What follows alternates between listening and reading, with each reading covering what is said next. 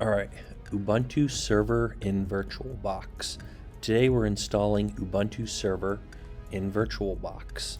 So this is the Ubuntu Server installation. So I'm booting up off of the boot media right now. You can see this is in a VirtualBox instance. Let's see, let's just wait for this to boot up. And there we go. So this is Ubuntu 18.04. And we select English as the language. Just select the default Ethernet adapter that's detected. We're not setting up bonding or anything. Select the default mirror. We say use the entire disk. And it shows us the file system it's creating. Just say continue to write to it. We're going to fill in our username. Now we could have partitioned the disk differently. We could have created custom partitions, but we didn't. We're going to name our server something not incredibly creative, just Ubuntu Server Test 1, the same as the name of the actual VM. Pick a username, not a creative username either. Pick a really simple, weak password, just because this is just a VM that I'm testing with. And continue on. Make sure to install OpenSSH if you want to be able to manage this over SSH, which you probably want to. Now this is pretty cool. It comes with a lot of server components you can install by default. You can install Docker. You can install etcd power. You can even install PowerShell on your Linux server system. All sorts of nice features that just come with this. Come already packaged with it. I'm not selecting any because we don't need any of those right now. The only thing you need to make sure you have is SSH. I'd say having OpenSSH installed is pretty critical. Like really you're going to do most of your administration over SSH, and that's just really important to have. So we're going to sit here and just watch this install.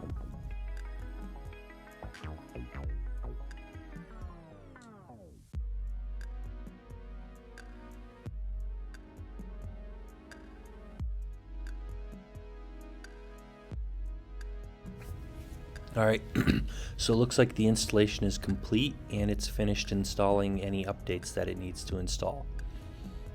So we're going to select reboot, and here it comes down. You see failed on mounting lib modules. That's totally fine. It wants us to unmount the install media, which it already has done, and press enter when we're ready.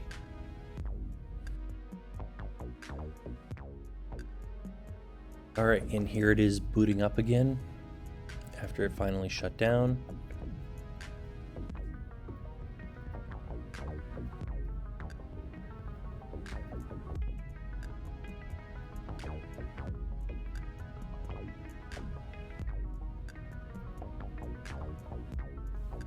And there we go, login prompt, but it looks like it's still trying to do some things even though it gave us a login prompt already. That's fine, just let it finish whatever it's doing. And there we go, let's try to log in again. Login as user 1.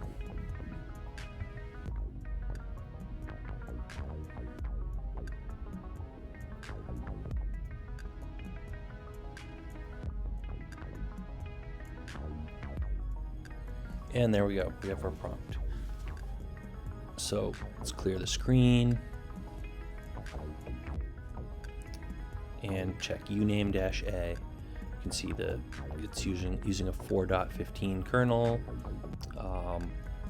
Basically see the architecture and stuff. You can see like the version of cat etc issue to see the version of Ubuntu that's running.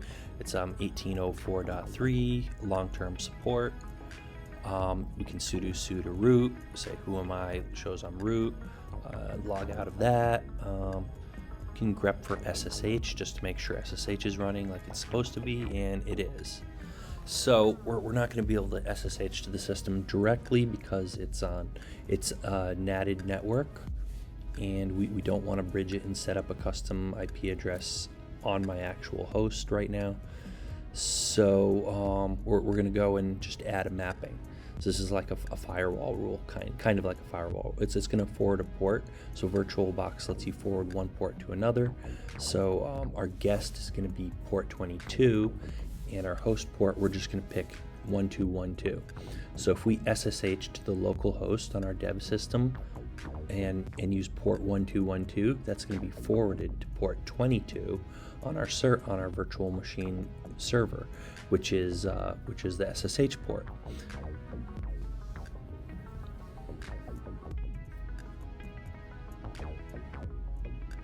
So here we go, SSH to 127.0.0.1, which is our local host, and that doesn't do anything because we need to specify the port with a -P1212.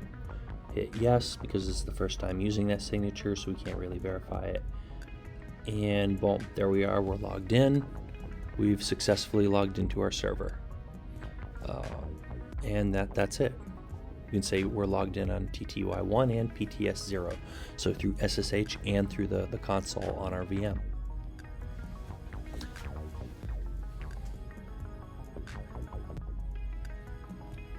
So here we're running netstat just to show that the port is open for SSH. So we have port 22 open, so just verified that. That's pretty much it. Like and subscribe if you want to see more videos like this.